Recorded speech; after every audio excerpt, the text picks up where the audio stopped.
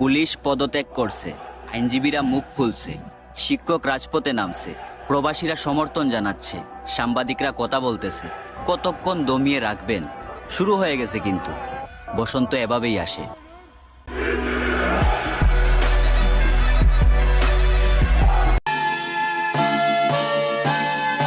একাত্তরের মা জননী,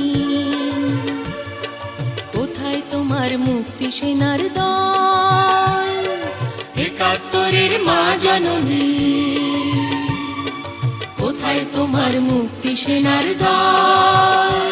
যারা অস্ত্র হাতে ধরেছিল,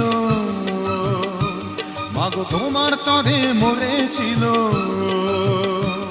ওমা যাদের ভয়ে পালিয়েছিল শত্রু সেনার দল।